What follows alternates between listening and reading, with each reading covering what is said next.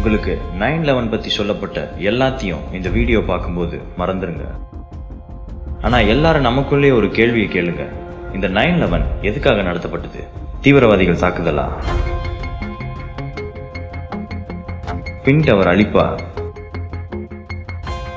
புது வாருக்கான தொடக்கமா? அல்லது வேற எதுவும் காரணமா? இந்த கேள்வி பார்க்கறதுக்கு ரொம்ப எளிமையா இருந்தாலும் அதுக்கு நம்ம எப்படி பதில் சொல்றோம்ன்றது தான் இந்த விஷயத்தை நம்ம எப்படி புரிஞ்சு வச்சிருக்கோம்ன்றது தெரிய வரும்.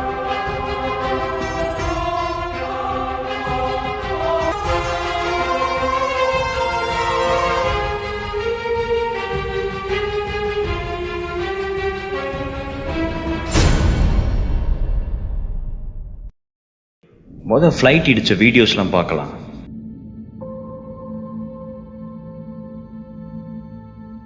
இது ஃபர்ஸ்ட் ஃப்ளைட் இடிச்சது.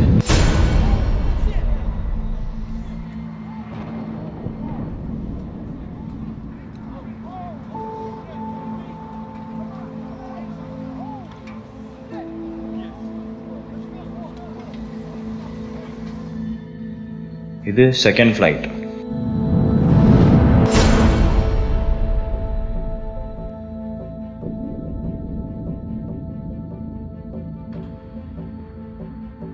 இந்த ரெண்டு தாக்குதல் கதைக்கு அப்புறம் வருவோம். மூணாவதா ஒரு தாக்குதலும் நடந்துச்சு. அது எங்க? அமெரிக்கா டிஃபென்ஸ் ஹெட் குவார்ட்டர்ஸ்ல, அதாவது பென்டகன் மேல. வழக்கமா ஃபிளைட் இல்ல, அது CG. Steel and aluminium melting point வேற, ஜெட் ஃபியூலோட பர்னிங் கெப்பாசிட்டி வேற. ஸோ பில்டிங் விழுந்திருக்க வாய்ப்பு இல்லை. இந்த மாதிரி சின்ன சின்ன கதைகள் மட்டும்தான் கேட்டிருப்பீங்க. அதை தாண்டி இந்த கவரப் பின்னாடி எவ்வளவு விஷயங்கள் இருக்குன்னு பார்க்கலாம். பென்டகன் மேல மோதின ஃபிளைட் பத்தி பார்ப்போம். இதோட கருத்துப்படி பென்டகனை இடிச்ச ஃபிளைட் கீழே விழுந்து ஸ்கிராச் ஆகி பில்டிங் மேல மோதினதா தான் சொல்றாங்க. ஆனா கிரவுண்ட்ல ஸ்கிராச் ஆனதுக்கான எந்த தடமும் இல்ல. பென்டகனை சுத்தி மொத்தம் 85 சர்வேலன்ஸ் கேமரா இருந்திருக்கு. அதுல 56 பாத்தீங்கன்னா பென்டகன் பில்டிங்க காட்டலையா. மிச்சம் இருந்த 29 வீடியோ டேப்ஸ்ல 16 பென்டகன் தாக்குதல வீடியோ எடுக்கலையா.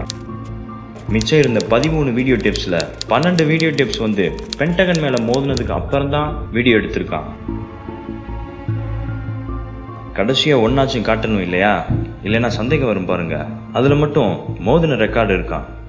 அதான் அது வீடியோ எடுத்திருக்குல்ல, அதுல பார்க்க வேண்டியதுதானே. கண்டிப்பா அப்படித்தான் எல்லாரும் ஆவலா இருந்தாங்க.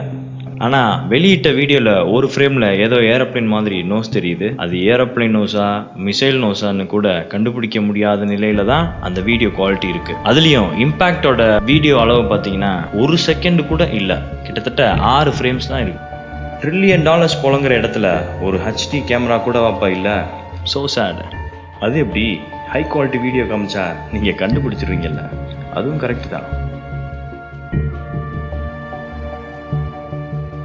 ஹானி ஹாஞ்சோர் அப்படின்றவர் தான் இதோட மாஸ்டர் பைலட். அவன் தான் ஓட்டுறதுல கில்லாடின்னு 9/11 கமிஷன் ரிப்போர்ட் கொடுத்துருக்கு. அவன் தான் இந்த ஃப்ளைட்டை கடத்தி பென்டகன் மேல தாக்குதல் நடத்தினதா ரிப்போர்ட் சொல்லுது. ஆனா ஹானி ஹாஞ்சோர் வழக்கமா ஒரு இடத்துல ஃப்ளைட் ஓட்ட கத்துக்கிறதுக்கு போவாரு. அந்த இடத்துல போய் கேட்டதுக்கு அவங்க என்ன சொன்னாங்கன்னா, அவருக்கு ஃப்ளைட் ஒழுங்கா ஓட்ட தெரியாது, லேண்டிங் டேக் ஆஃப்னு நிறைய ப்ராப்ளமை ஃபேஸ் பண்ணாருன்னு சொல்றாங்க. இது இந்த அட்டாக் நடக்கிறதுக்கு 1 மாசத்துக்கு முன்னாடி நடந்த ட்ரைனிங்ல. நான் மார்சல் பெர்னார்ட். நான் தான் ஃப்ரீவே ஏர்போர்ட்டோட chief flight instructor. Hani Hanjour என்கிட்ட தான் ஃப்ளைட் வாடகைக்கு எடுக்க வருவார். அவர் ஃப்ளைட் ட்ரைனிங்காகவும் வருவார். மேக்ஸிமம் ஃப்ளைட் வாடகைக்கு எடுக்க தான் இங்கே வருவார். நான் பர்சனலாக அவருக்கு ஃப்ளைட் வாடகைக்கு தர மாட்டேன். ஏன்னா அவருக்கு இங்கிலீஷ் பேச அவ்வளோவா வராது. ஃப்ளைட்டும் அவ்வளோவா அவருக்கு சரியாக ஓட்ட தெரியாது. லேண்டிங் டேக் ஆஃப்னு அவருக்கு நிறைய ப்ராப்ளம் இருந்துச்சு. 9/11 அட்டாக் அப்புறம் அவரோட பேர் மீடியாவில் வந்ததுனால எங்களுக்கு $6 lakh எங்களோட ரெவன்யூவில் பாதிப்பு ஏற்பட்டுச்சு.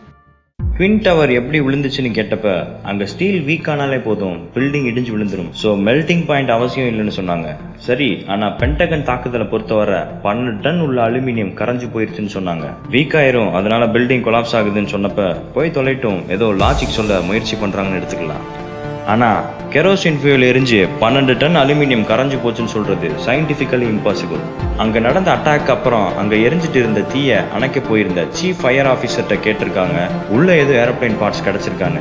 அவரும் ஒண்ணு கூட கிடைக்கலன்னு சொல்லியிருக்காரு. ஸோ கவர்மெண்ட் கிட்ட இது எப்படி சாத்தியம் அப்படின்னு கேட்கும்போது அவங்க சொன்ன பதில் தான், ஜெட் ஃபியூலால ஏற்பட்ட தீயில எரிஞ்சு அந்த மெட்டல்லாம் உருகிருச்சுன்னு சொன்னாங்க. ஆனா ட்வின் டவர்ல விபத்துக்கு அப்புறம் கூட அந்த பில்டிங்ல இறந்து போன நிறைய பேரோட டெட் பாடி அடையாளம் காண முடியாத அளவுக்கு எரிஞ்சு போயிருச்சு, ஒளிய கரைஞ்சு போகல. ஆனா ஸ்டீல் கரைஞ்சு போயிருச்சான். சந்தேகம் வருதுல? பில்டிங் ஃப்ரீ ஃபால் ஆயிருக்குன்னு சொன்னதை கேள்விப்பட்டிருப்பீங்க. ஃப்ரீ ஃபால்னா என்ன? ஒரு இறகையும் 20 கிலோ இரும்பு குண்டையும் ஒரே மாதிரி போட்டா எது வரும்? இரும்பு குண்டு தானே.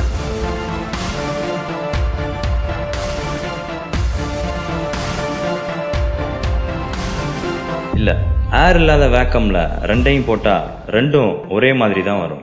பூமியில காற்று இருக்கனால அது அந்த பொருளோட வேகத்தை தடுக்குது. அதை தாண்டி ஆக்சலரேஷன் ஆஃப் கிராவிட்டின்னு ஒன்று இருக்கு.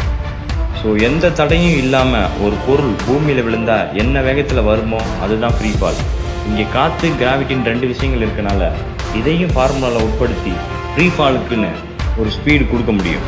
ட்வின் டவர்ஸ் பொறுத்தவரை டாப் ஃப்ளோர் இடிஞ்சு விழுகுது, அப்படியே ஒவ்வொரு ஃப்ளோரா இடிஞ்சிட்டு வருது. இதுல பார்த்தோம்னா ஒவ்வொரு ஃப்ளோர் இடிஞ்சு கீழே இருக்க இன்னொரு ஃப்ளோர் மேல விழுகும்போது அடுத்த ஃப்ளோர் விழுகிறதுக்கு கொஞ்சம் டைம் ஆகும். ஏன்னா விழுந்த ஃப்ளோரை கீழே இருக்க ஃப்ளோர் கொஞ்ச நேரமாச்சும் தாங்கும். ஆனா ட்வின் டவர்ஸ்ல அந்த மாதிரி இல்லாம ஒரு பாலை மேல இருந்து போட்டா என்ன வேகத்துல கீழே வருமோ அதே வேகத்துல தான் பில்டிங் இடிஞ்சு விழுந்துச்சு. இது சாத்தியமே இல்லாத விஷயம். இன்னும் டெக்னிக்கலாக பார்க்கணும்னா ஃபாலிங் ஆப்ஜெக்டோட டைமை வச்சு பில்டிங்கோட ஹைட்டை கணக்கு பண்ண முடியும். ஃபார் எக்ஸாம்பிள், ஒரு பில்டிங் மாடியிலேருந்து ஒரு பாலை போடுறீங்க, அது 10 செகண்டில் கீழே வந்து சேருது. அப்போ அந்த பில்டிங்கோட ஹைட்டை இந்த ஃபார்முலாவை யூஸ் பண்ணி கண்டுபிடிக்க முடியும். ஸோ இங்கே ஆக்சலரேஷன் ஆஃப் கிராவிட்டிக்குன்னு ஒரு வேல்யூ இருக்குது. டைம் என்னன்றது நமக்கு தெரியும், 10 செகண்ட்ஸ். ஸோ இதை அப்ளை பண்ணோம்னா அந்த பில்டிங்கோட height 490 metre, near to exactly twin டவரோட ஹைட்டோட மேட்ச் ஆகுது. ஸோ நியர் டு ஃப்ரீ ஃபால்ன்றது இங்கே தெளிவாக தெரியுது. இதெல்லாம் விட 300 அடி தூரத்தில் இருந்த WTCயோட இன்னொரு 40 மாடி பில்டிங், WTC பில்டிங் நம்பர் 7 சம்பந்தமே இல்லாமல் ஃபுல்லாக விழுந்துருச்சு. பிளேன் 2, பில்டிங் 3 கணக்கு இடிக்குது. அந்த பில்டிங்ல வாடகைக்கு இருந்தவங்கலாம் யாருன்னு பார்த்தீங்கன்னா department of defence, IRS secret service and US security and exchange commission. எல்லா பில்டிங்கும் கொலாப்ஸ் ஆனதுக்கு இவங்க சொல்ற காரணம், விழுந்துட்டு இருந்த பொருட்கள் மேல ஒரு உராய்வு ஏற்பட்டு ட்வின் டவர்ல இருந்த சில ஃபியூல் டேங்க்ஸ் பத்திக்கிச்சு, அதனால வெடிச்சிருச்சுன்னு. அப்படி இவங்க சொல்றது மட்டும் உண்மையா இருந்துச்சுன்னா எனக்கு தெரிஞ்சு தீயினால விழுந்த உலகிலேயே 3வது பில்டிங் இதுதான். முதல் 2 building twin towers. July 28, 1945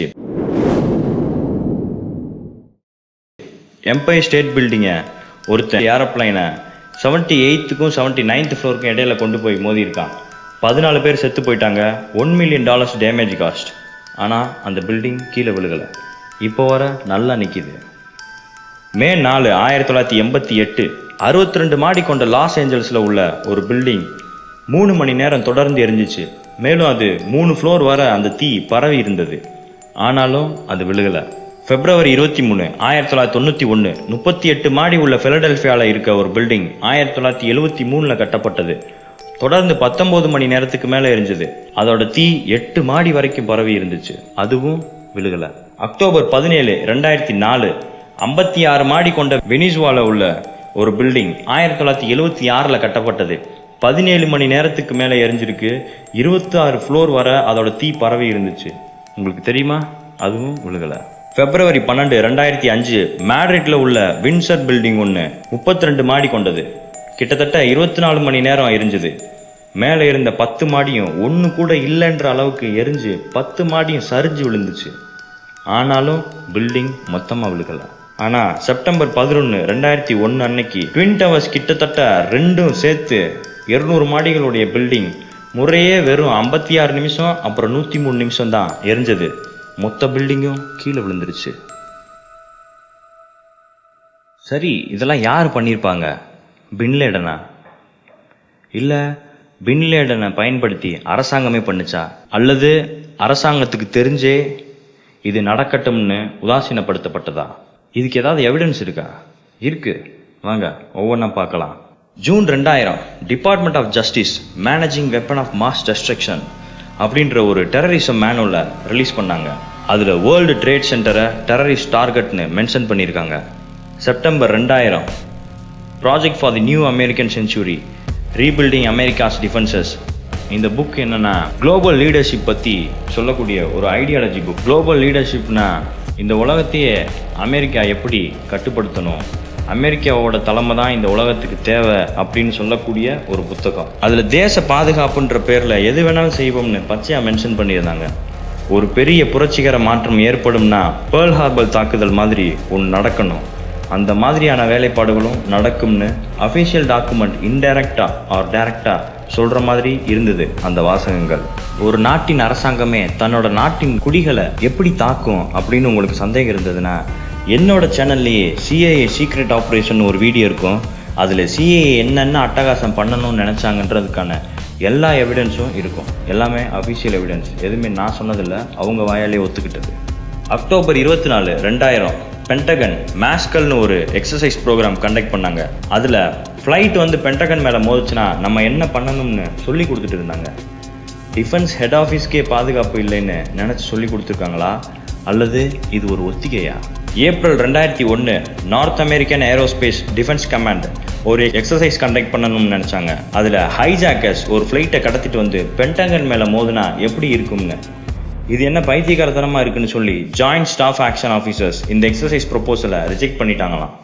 September 11, 2001 attack நடக்கிற அன்னைக்கே நேஷனல் ரெகானசன்ஸ் ஆஃபீஸ் ஒரு ஒத்திகைக்கு ஏற்பாடு பண்ணிட்டு இருந்தாங்க. அந்த ஒத்திகை என்னன்னா, ஹைஜாக்கர்ஸ் ஒரு கார்பரேட் ஜெட்டை திருடி ஹெட் குவார்ட்டர்ஸில் உள்ள 4 பில்டிங்கில் ஏதாச்சும் ஒன்று மேலே மோதுனா நம்ம என்ன பண்ணணுன்ற எக்ஸசைஸ்.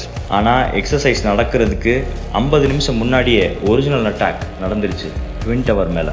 இது கோஇன்சிடென்ஸ்னு சொல்கிறாங்க. வேடிக்கையாக இருக்குல்ல.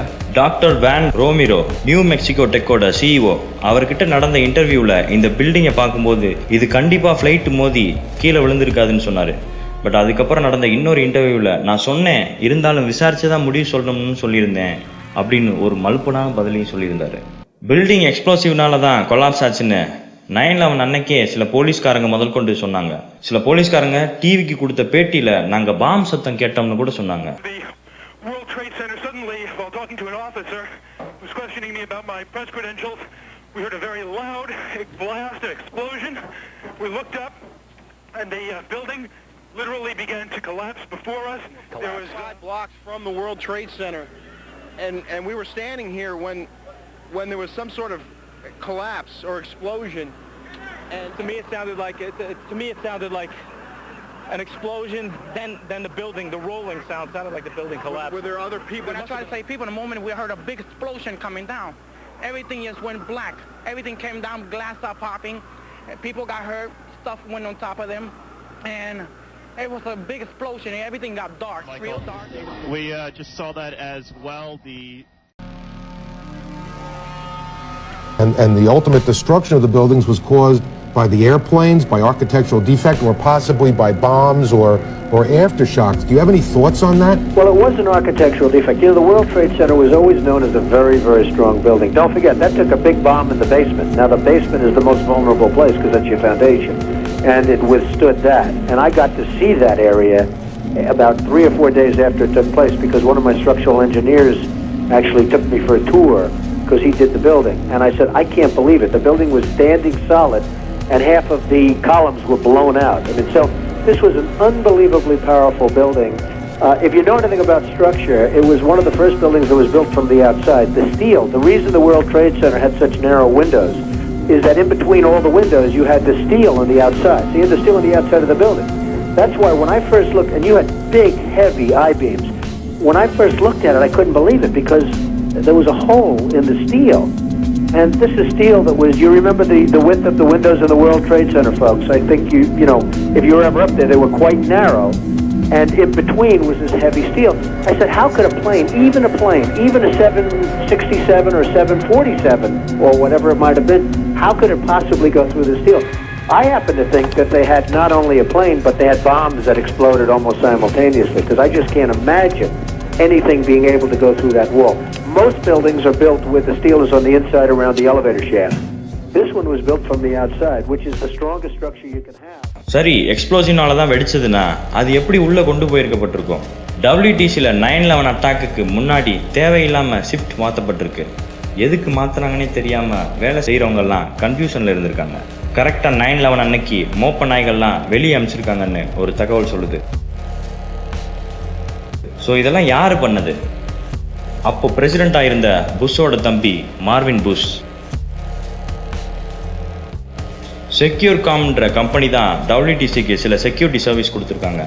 இந்த மார்வின் புஷ் 1993 to 2000 வரை இந்த கம்பெனியோட போர்ட் ஆஃப் டைரக்டர்ஸாக இருந்திருக்காங்க. ஸோ அதனால சந்தேகம் நமக்கு வருது. வெறும் இதை மட்டும் வச்சு ஒருத்தர் எப்படி சந்தேகப்படுறது அப்படின்னு நீங்கள் கேட்கலாம். இதை தாண்டி ராபர்ட் பேர் அப்படின்ற CIA கேஸ் ஆஃபீஸர் 9/11 பற்றி விசாரித்தவர் ஒரு டிஸ்கஷனில் ஒரு செமினார் கொடுத்துட்டு வெளியே வந்துட்டு இருக்கும்போது யதார்த்தமாக ரோட்ல பேச்சு கொடுத்துருக்காங்க. அப்போ அவர் சொல்றாரு, எனக்கு ஒருத்தர் தெரியும், அவர் சாண்டிகுள்ள இருக்க அவரோட புரோக்கரை மீட் பண்ண போனப்ப இன்னைக்கே எனக்கு காசு கொடுத்துரு, ஏன்னா நாளைக்கு அந்த பில்டிங் இருக்காது அப்படின்ற மாதிரி சொல்லியிருக்காரு. இந்த கேள்வி கேட்டவங்க அதிர்ச்சியாகி, அப்படின்னா என்ன சொல்றீங்க, கொஞ்சம் தெளிவாக சொல்லுங்க அப்படின்னு கேட்கும்போது, நான் சொன்னவரோட அண்ணன் ஒயிட் ஹவுஸ்ல இருக்காருன்னு சொன்னாரு. That's what we're trying to do. We're trying to have dialogue, and we appreciate your talking with us. Okay, thanks. All right, Thank you very much, and Bob. And the last thing I would leave you with is National Reconnaissance Office was running a drill. A plane crashed into their building, and you know they're staffed by DOD and CIA. I know the guy that went into his broker in San Diego and said, "Cash me out. It's going down tomorrow." Really? Yeah. That tells us something. What? That tells us something. Well, his brother worked in the White House. And when you say that there's so இது நமக்கு இன்னும் சந்தேகத்தை வலுப்பெற செய்யுது. WTCயில் வேலை பார்த்த சிலர் சொல்லியிருக்காங்க, attack நடக்கிறதுக்கு கொஞ்ச நாளைக்கு முன்னாடி பில்டிங்கில் ஒரு சில பகுதிக்கு யாருமே போகக்கூடாதுன்னு சொன்னாங்க. அங்கே சிலருக்கு மட்டும்தான் போக பர்மிஷன் கொடுத்தாங்க. அவங்கெல்லாம் யாருன்னு கேட்டப்ப அவங்கெல்லாம் என்ஜினியர்ஸ்ன்னு சொன்னாங்க. என்ன என்ஜினியர்ஸ்? பாம்பு வைக்கிற என்ஜினியர்ஸா? இது எல்லாத்துக்கும் மேலே புஷ்க்கு டெய்லி CIAலேருந்து PDBன்னு ஒரு பேஜ் போகும். அதாவது பிரசிடென்ட்ஸ் டெய்லி பிரீஃப்னு CIAட்டிருந்து. CIAன்றது அமெரிக்காவோட உளவு அமைப்பு. அதில் தெளிவாக மென்ஷன் ஆகியிருக்கு இந்த தாக்குதலை பில்லேடன் நடத்த போகிறான்னு. ஆனால் அது பெருசாக கருதலையா அல்லது கண்டுக்கலையா? டேவிட் ஸ்கிப்பர்ஸ் முன்னாள் ஜஸ்டிஸ் டிபார்ட்மெண்ட் இன்வெஸ்டிகேட்டர். அவர் தன்னால் முடிஞ்ச எல்லாத்தையும் பண்ணதான் சொல்கிறாரு. அவரே தானே முன் வந்து US அட்டார்னி ஜெனரல் ஆஃபீஸ்க்கு கால் பண்ணி வார்ன் பண்ணியிருக்காரு, இந்த மாதிரி ஒரு தாக்குதல் நடக்க போகுதுன்னு. பட் கவர்மெண்ட் அதையும் பெருசாக எடுத்துக்கல. ஏன்? அவங்களே செய்ய போகிறனாலயா? I learned sometime in April or May of 2001 that there were plans being made for a massive attack in Lower Manhattan.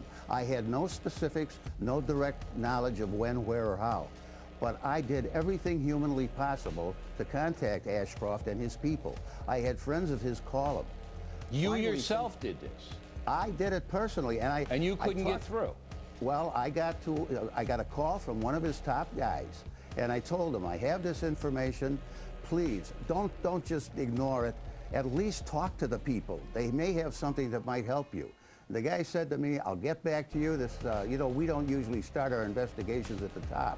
And I said, well, you better start them at the top. How did you get the information? I got it from a couple of sources that I have, pretty good sources.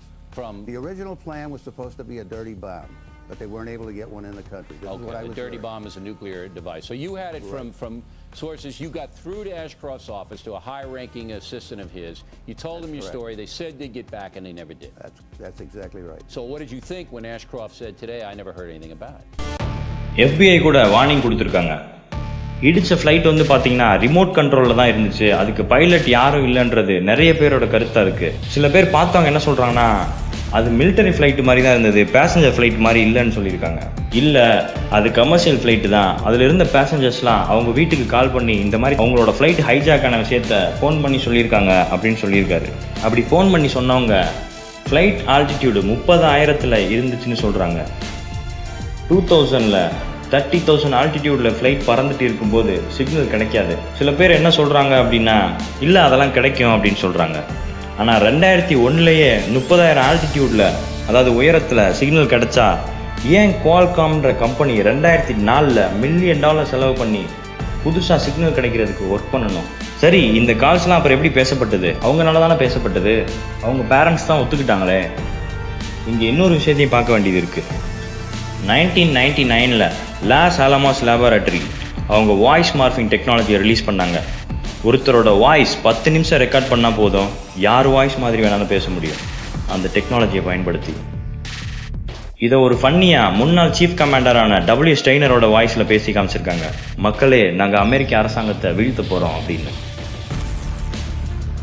இதில் இன்னும் கொடுமையான விஷயம் என்னென்னா, ஃப்ளைட்டை கடத்தப்பட்டதாக சொல்லப்பட்ட ஹைஜாக்கர்ஸில் நிறைய பேர் உயிரோடு தான் இருந்திருக்காங்க.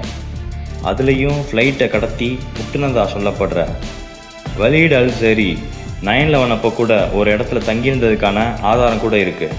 அவரே முன் வந்து தான் உயிரோடு இருக்கதா சொல்லியிருக்கதா நிறைய மீடியாஸில் பப்ளிஷ் ஆகிருக்கு. இன்னொருத்தர் US எம்பசிக்கே போய் என்னையா பண்ணிக்கிட்டு இருக்கீங்க, உயிரோடு இருக்க என்ன செத்து போயிட்டுன்னு காட்டிக்கிட்டு இருக்கீங்க அப்படின்னு பதட்டத்தில் கத்திருக்காராம்.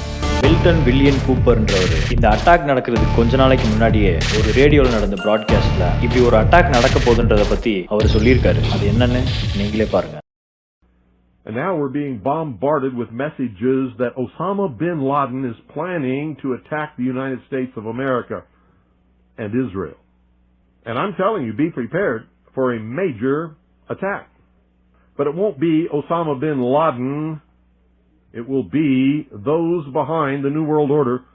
இதை 2 மாதத்துக்கு முன்னாடி சொன்னாருன்னு சொல்கிறாங்க. இதை சொன்ன 2 மாதத்துக்கு அப்புறம் அவர் FBI-னால சுட்டு கொல்லப்படுறாரு. ஏன்னு கேட்கும்போது, ஒரு போலீஸ்காரர் அவர் சுட்டுட்டாரு, அதனால நாங்கள் தற்காப்புக்காக சுட்டுட்டோம்னு நம்ம ஊரில் கேட்குற என்கவுண்டர் கதை மாதிரி ஒரு கதையை சொல்லி அந்த கேஸை க்ளோஸ் பண்ணிட்டாங்க. மேலும் இந்த தாக்குதலை பின் லேடன் தான் பண்ணாங்கன்னு சொன்னாங்க. என்ன எவிடன்ஸ்ன்னு கேட்டப்ப அவரே அதை சொல்லியிருக்காருன்னு ஒரு வீடியோவையும் நமக்கு காமிச்சாங்க, ஒரு ஆடியோவையும் ரிலீஸ் பண்ணாங்க. வாய்ஸ் மார்ஃபிங் டெக்னாலஜியை பற்றி பார்த்த நமக்கு இந்த ஆடியோவை மேக் பண்ணுறது எவ்வளோ சுலபமான விஷயம்னு நமக்கு தெரிய வரும். சரி, அந்த வீடியோ இருக்கே, இங்கே நோட் பண்ண வேண்டிய விஷயம் என்ன அப்படின்னா, FBI ரெக்கார்டு படி பின் லேடன் வாட்ச் கட்டியிருப்பாரு, கையில் மோதிரம் மாட்டியிருப்பாருன்ற எந்த தகவலும் இல்லை. ஆனால் இந்த வீடியோவில் பின் லேடன் அந்த 2யுமே பண்ணியிருக்காரு. சரி, இது கூட அவங்க ரெக்கார்ட் பண்ணதுக்கப்புறம் புதுசாக போட்டிருக்கலாம், ஸோ அதனால் அதை சொல்ல முடியாது அப்படின்னு வச்சா கூட பின் லேடன் லெஃப்ட் ஹேண்டட் அப்படின்னு. ஆனால் இந்த வீடியோவில் பார்த்தீங்கன்னா பின் லேடன் ரைட் ஹேண்டை பயன்படுத்திக்கிட்டு இருக்காரு. மிரர் வீடியோவாக இருக்குமோ தெரியல, ஆனால் சந்தேகமாக இருக்குது.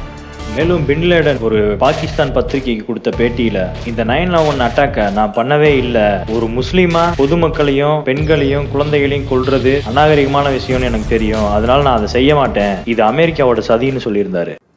சரி, இடிச்சிட்டாங்க, அது கவர்மெண்ட் கண்ட்ரோல் நடந்துச்சோ கண்ட்ரோல் இல்லாமல் நடந்துச்சோ, எதுக்கு பண்ணியிருப்பாங்கன்ற கேள்வி தான் அதிகமாக பேசப்படாமல் இருக்குது. இது அரபு நாட்டு மேலே போர் தொடுக்கவா?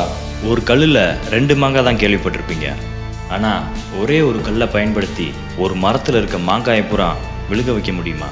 அதை தான் இவங்க பண்ணியிருக்காங்க. அது என்னன்றதை அடுத்த வீடியோவில் பார்க்கலாம்.